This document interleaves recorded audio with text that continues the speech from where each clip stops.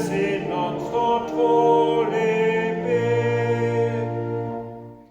Jeg vil dog ej på verden bygge, om lykken den vil med mig stå.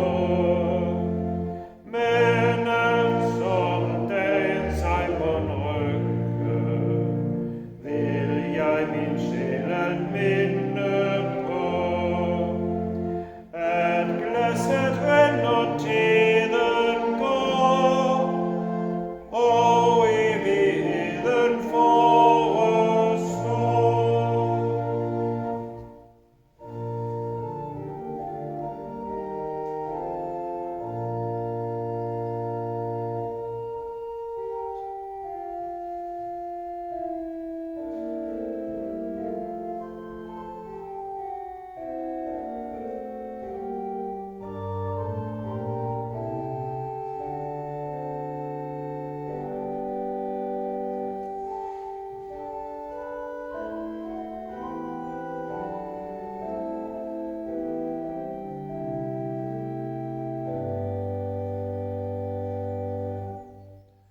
Herren være med jer.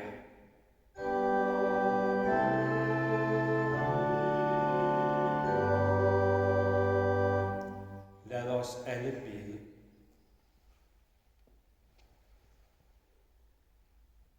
Retfærdige Gud, i din kærlighed har du givet os dine bud for at beskærme os mod os selv og beskærme verden mod menneskelig vilkårlighed og vold. Og det er vores nød og en gåde i vores sind. Hvorfor vores hjerter dog vil noget andet, end at lyde og følge dig. Hellige Far, hvis ikke du lod noget gå for ret, så var vi hjælpeløst fortabt. Men lov vær du for din frelse, at du i Kristus har brudt den ondes magt over os, og ved Helligånden skænker os hans retfærdighed.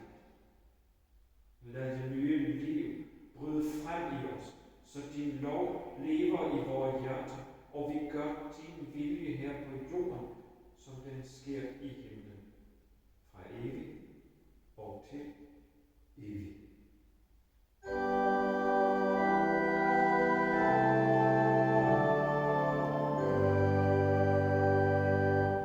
Og jeg vil bede jer rejse jer for læsningen fra det gamle testament, som i dag er fra 2. Mosebog, stykket om de 10 bud. Gud talte alle disse ord. Jeg er Herren, din Gud, som førte dig ud af Egypten af trællehuset. Du må ikke have andre guder end mig. Du må ikke lave dig noget gudebillede i form af noget som helst oppe i himlen, eller nede på jorden, eller i vandet under jorden. Du må ikke tilbede dem og dyrke dem, for jeg, Herren din Gud, er en lidenskabelig Gud. Jeg straffer fædres skyld på børn, børnebørn og oldebørn af dem, der hader mig. Men dem, der elsker mig og holder mine befalinger, vil jeg vise godhed i 1000 slægter. Du må ikke bruge Herren din Guds navn til løgn, for Herren vil aldrig lade den ustraffet, der bruger hans navn til løgn. Husk sabbatsdagen og hold den hellig. I 6 dage må du arbejde og gøre alt, hvad du skal, men den 7. dag er sabbat for Herren din Gud. Der må du ikke gøre noget som helst arbejde, hverken du selv eller din søn eller datter, din træl eller trælkvind eller dine husdyr, og heller ikke den fremmede i dine byer. For på 6 dage skabte Herren himlen og jorden og havet med alt, hvad den rummer, men på den 7. dag hvilede han. Derfor har Herren velsignet sabbatsdagen og helliget den. Ær din far og din mor, for at du må få et langt liv på den jord, Herren din Gud vil give dig. Du må ikke begå drab. Du må ikke bryde et ægteskab. Du må ikke stjæle. Du må ikke vidne falsk mod din næste. Du må ikke begære din næstes hus. Du må ikke begære din næstes hustru, hans træl eller trælkvinde, hans okse eller æsel, eller noget som helst af din næstes ejendom. Amen.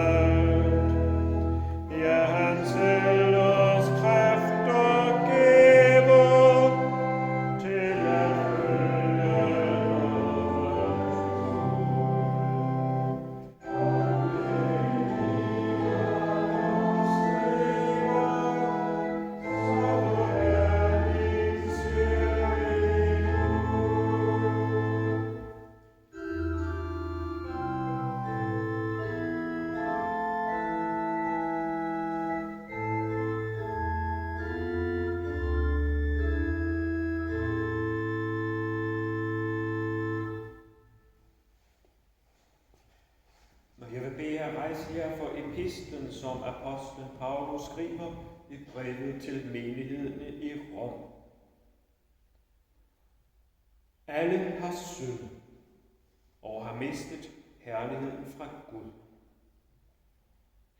Og ufortjent gøres de retfærdige af hans nåde ved forløsningen i Kristus Jesus. Ham gjorde Gud ved hans blod til et sonoffer ved tro, for at vise sin retfærdighed, fordi han havde ladet de tidligere syndere ustraffet, dengang han bar over med dem, for i den tid, der nu er inde, at vise sin retfærdighed. Så han selv er retfærdig og gør den retfærdig, som tror på Jesus. Hvad bliver der så af vores stolthed? Den er udelukket. Ved hvilken lov? Ved gerningernes? Nej, ved troens lov. For vi mener, at et menneske gøres retfærdigt ved tro, uden lovgerning. Amen. Og så bekender vi vor kristne tro dåbspagt. Vi forsager djævlen og alle hans gerninger og alt hans væsen. Vi tror på Gud Fader, den almægtige, himlens og jordens skaber. Vi tror på Jesus Kristus, hans enbårne søn, vor Herre, som er undfanget ved Helligånden, født af Jomfru Maria, pint under Pontius Pilatus, korsfæstet, død og begravet, nedfaret til dødsriget, på tredje dag opstanden fra de døde, opfaret til himmels, siddende ved Gud Faders, den almægtiges højre hånd, hvorfra han skal komme at dømme levende og døde. Vi tror på Helligånden, den hellige almindelige kirke, det hellige samfund, syndernes forladelse, kødets opstandelse og det evige liv.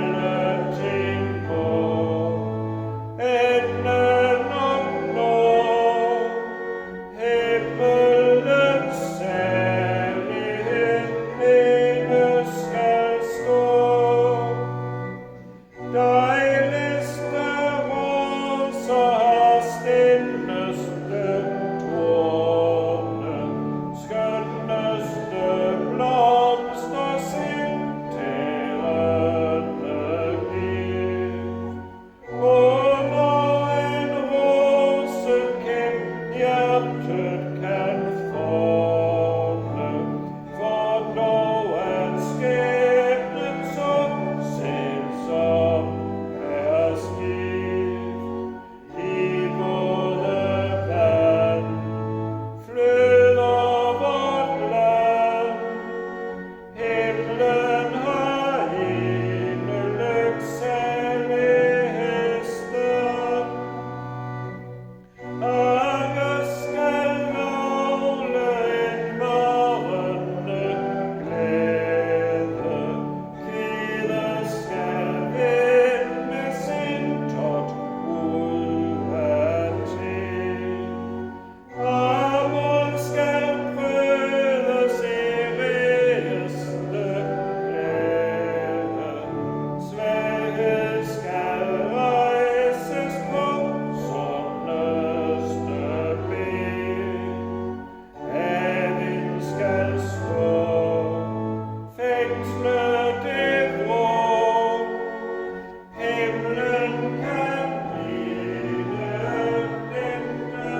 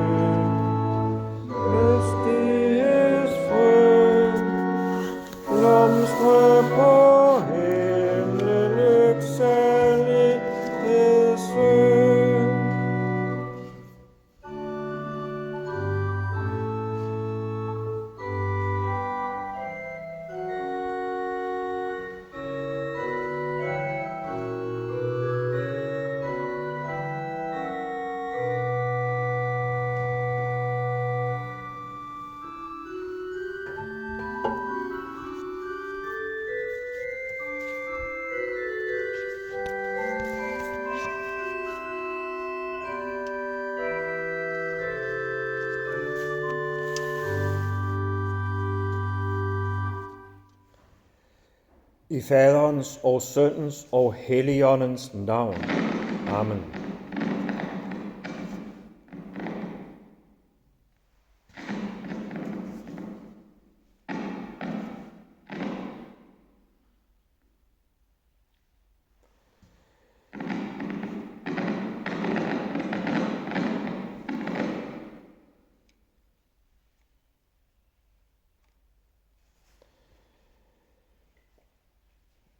Jeg håber, at mikrofonen ikke driller for meget. Dette hellige evangelium skriver evangelisten Matthæus.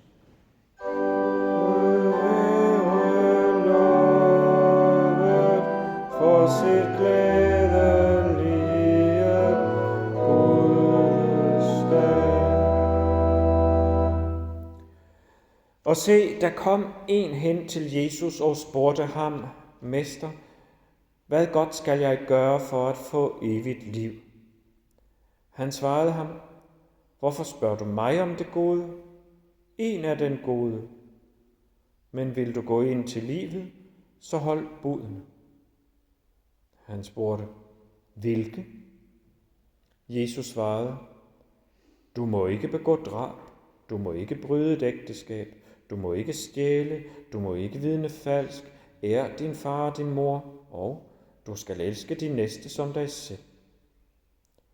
Den unge mand sagde, det har jeg holdt alt sammen. Hvad mangler jeg så? Jesus sagde til ham, vil du være fuldkommen, så gå hen og sælg alt, hvad du ejer, og giv det til de fattige. Så vil du have en skat i himlene. og kom så, og følg mig.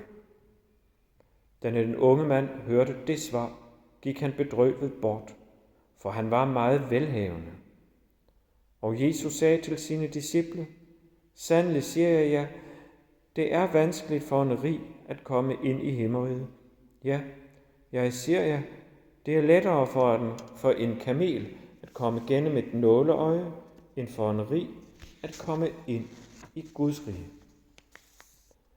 Da disciplene hørte det, blev de meget forfærdede og sagde, hvem kan så blive frelst? Jesus så på dem og svarede, for mennesker er det umuligt, men for Gud er alting muligt. Amen.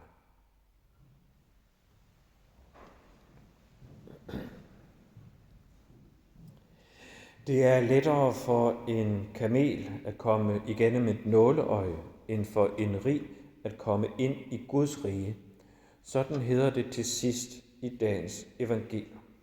Og i tidligere tider, hvor kristendom og Bibel og kristendom var mere velkendt i den danske befolkning, der medførte blandt andet denne sætning, at man sådan generelt var lidt varsom med at prale med sin velstand.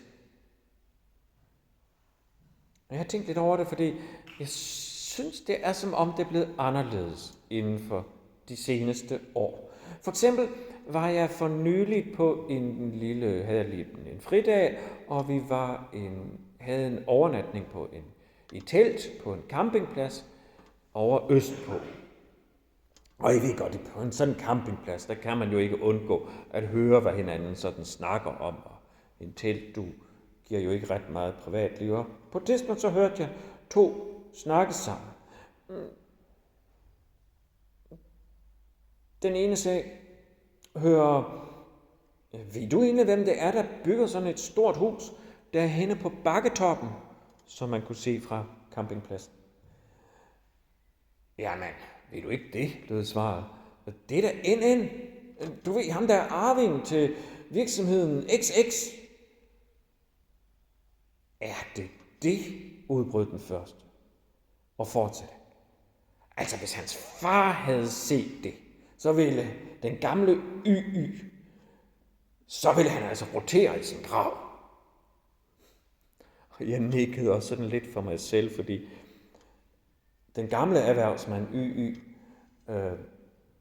noget af det, han var kendt for i medierne, det var, at hans livsstil overhovedet ikke afspejlede den enorme formue, han nødvendigvis måtte have samlet sammen gennem som succesrig forretningsmand. Han og konen levede som en hvilken som helst anden herre og fru Danmark i et almindeligt parcelhus. Det var i hvert fald det indtryk, man fik i medierne. Nu vel, tiderne ændrer sig, og denne gamle protestantiske beskedenhed viger i disse år for glimmer og pral. Når en vis forstand er vi dermed tilbage i en situation fra før Jesus kom til verden. For dengang, ja, der gjaldt det virkelig om at skaffe sig rigdom og velstand og at udstille, hvor mægtig og velhavende man var. Det gjorde man for det første, fordi ved at prale med sin rigdom, så kunne man signalere over for eventuelle tyveknægte og røvere, at pas på, du ikke lægger dig an med ham her, for han er en mægtig karl. Og for det andet, så gjorde man det, fordi man også havde en eller anden enfoldig forestilling om, at den, der havde skaffet sig meget til huset, han var tilsmilet af lykken. Guderne, det guddommelige, måtte være med ham, siden han havde så meget held med sig. Man kan se det lidt i de allersidste replikker i dagens evangelium, hvor disciplene bliver forfærdet over, at en rig ikke kan komme let ind i Guds rige. Fordi i deres forestillingsverden, skulle rigdom så egentlig ikke netop afspejle Guds velvilje? Men det vender Jesus altså op og ned på. Når historien, der var sket, var jo altså den, at en velhavende mand opsøgte Jesus for at få vejledning. I dagens evangelium hos Matthæus, der står der, at han var ung. Hos Markus og Lukas står der, at han enten er sådan midaldrende, eller måske ligefrem en lidt ældre mand, medlem af jødernes råd. Men velhavende, det er han hos alle tre evangelister. Og han spørger nu Jesus, mester, hvad godt skal jeg gøre for at få evigt liv? Det lyder måske som et meget tilforladeligt spørgsmål, men hvis I nu går en tur gennem kloster, og der pludselig kommer en hen til jer og spørger,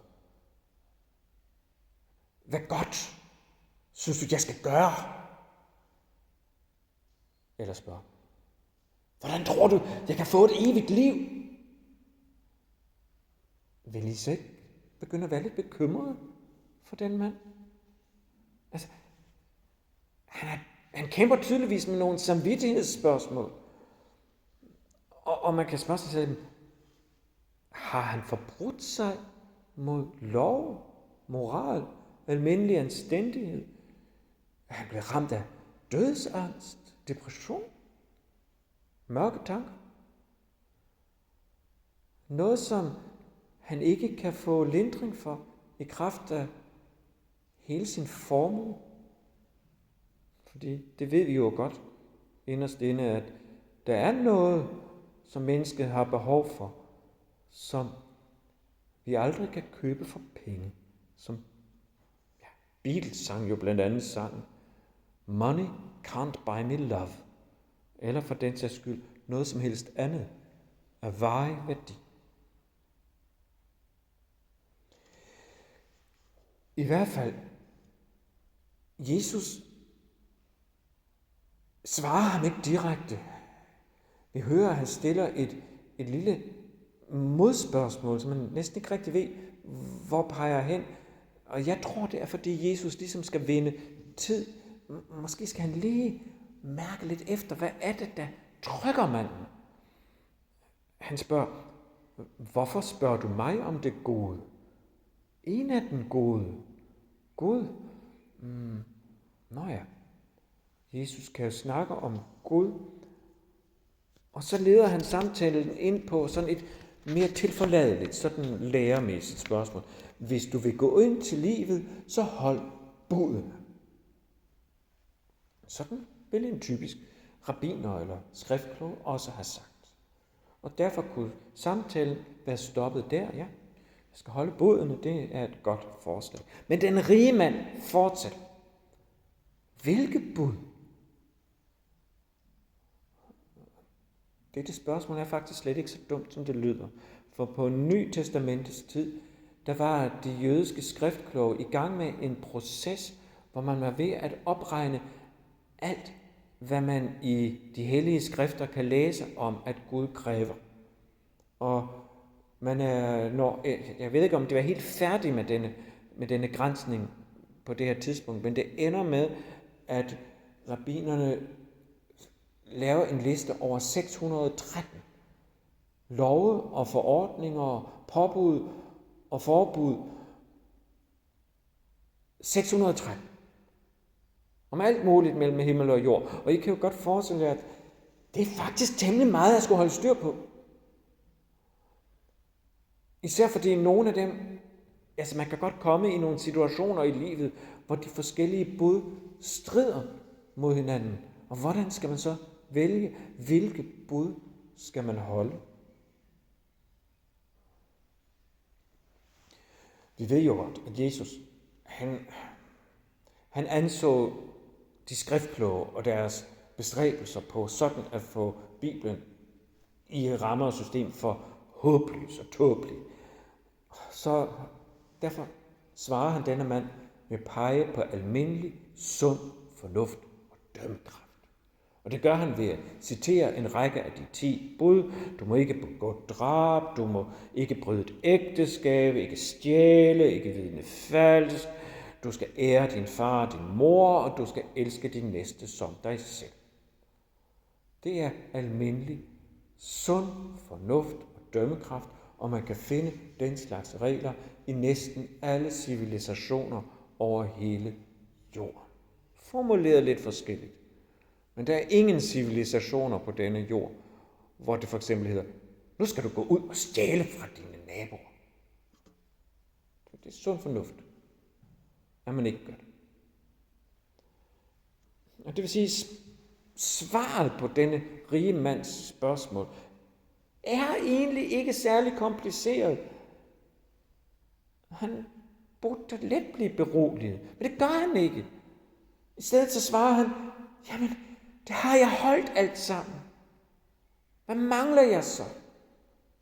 Altså, han må have et eller andet inde i ham, der siger, du er ikke nået frem. Det er der, hvor du skal frem. Hvorfor er moralsk dømmekraft ikke nok for ham? Og her må vi gætte. Og et af de gæt, man kunne have, det er, at han måske som forretningsmand har vendt sig til, at alle succeskriterier handler om noget, der skal kunne måles og vejes. Hvor mange guld- og sølvmønter ligger der nede i min kælder? Hvor mange ankre olie fra Grækenland har vi tjent på seneste karavane? Hvor mange pund korn har vi høstet ved den seneste høst? Og så på tilsvarende måde, hvor lang, hvor bred og hvor tung er mængden af gode gerninger, jeg har gjort? Og hvor lang og tung og stor er min sjæl?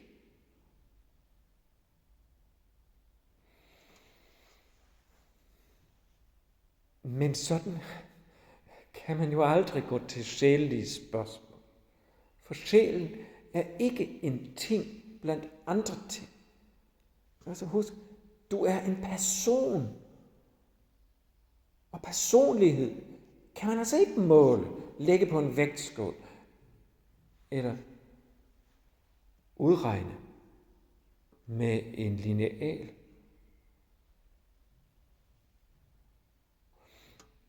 Det var noget af det, Paulus faktisk kom ind på i stykket fra alteret, der hvor han siger, at mennesket ikke gøres retfærdigt gennem lovgerninger, men gennem tro. Ikke gennem lovgerninger, der kan optælles og vejes og sammenlignes med andet, men bare ved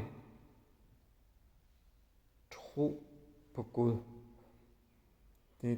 Det sted, det vers, der var så centralt for kirkens reformator Martin Luther, hvor han sagde, at det gælder om at nå frem til at have et tillidsfuldt forhold til Gud. Kunne kalde ham far. Og hvis ikke der er sådan en eksistentiel tillid, grundlæggende neden i vores sind, så fører ingen af vores gerninger til sjælefred. Og det er derfor, Jesus slutter med at sige til den rige mand, at han må vende sig bort fra hele den livsstil, han har. Denne livsstil med at skrive ting op i kolonnebøger, skrive ting op i regnskabsark. Han må holde op med at tælle sig selv, som han tæller sin formue. Nej, giv tingene væk. Giv til de fattige. Og følg som mig i stedet, bryder det ud af Jesus.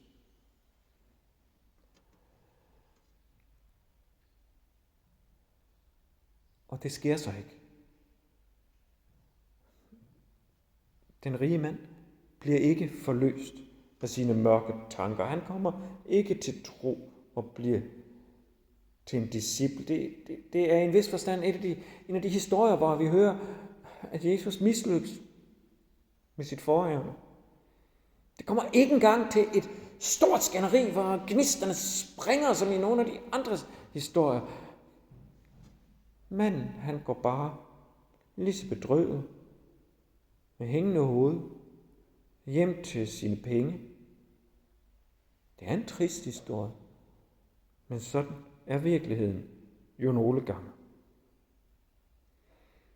Og det er nok også derfor, at Jesus kommer med dette hjertesuk om kamelen, som har lettere ved at komme igennem et nåleøje, end sådan en, end et menneske, der bare hænger ved sin velstand. Ja, fordi det er nok det er, denne sætning om kamelen og nåleøjet. Et hjertesuk. Ikke noget, man sådan skal bygge store filosofiske eller religiøse systemer på.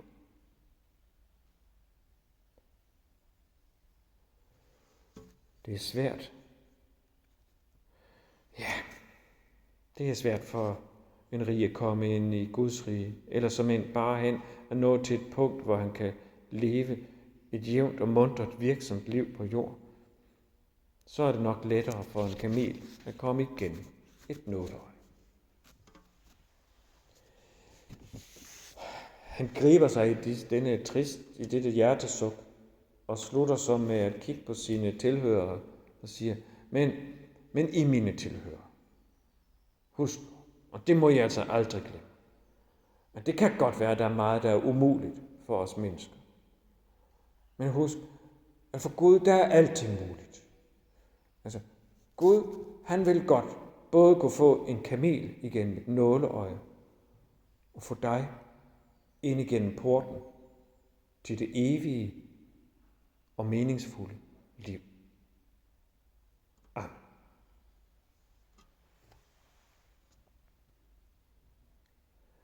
Lov og tak og evig ære være dig, vor Gud, Far, Søn og Helligånd, du som var, er og bliver en sand treenig Gud, højlovet fra første begyndelse, nu og i al evighed.